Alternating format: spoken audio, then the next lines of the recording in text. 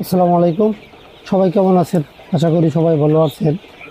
তো সোনালী মুরগির মূলত 50% রোগ কিন্তু লিটার থেকেই হয়, যে কারণে লিটারের প্রতি একটু যত্নবান হতে হবে। সকল খামারিকে চেষ্টা করবেন যেন লিটার যেন শুকনো না থাকে এবং গ্যাস মুক্ত থাকে, তাহলে মুরগির ওজন ভালো আসবে এবং রোগবালাই কম হবে।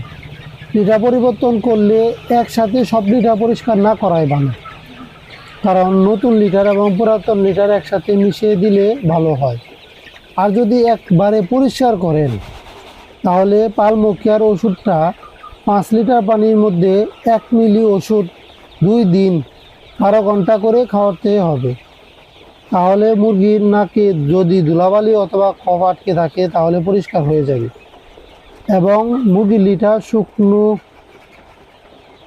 লিটারগুলো প্রতিদিন 2 থেকে 3 বার নাড়িয়ে দেওয়া হয় ভালো, যাতে করে লিটারের নিচে গ্যাস বা অন্যান্য পরিষ্কার পরিচ্ছন্ন থাকে। এবং ঘরের পর্দা গরমের দিন অবশ্যই সম্পূর্ণ উঠিয়ে রাখতে হবে, যাতে করে ভিতরে বেশি পরিমাণ আলো বাতাস ঢুকতে পারে।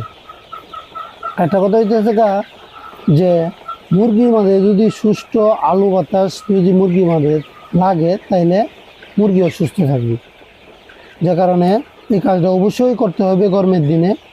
ধন্যবাদ সবাইকে।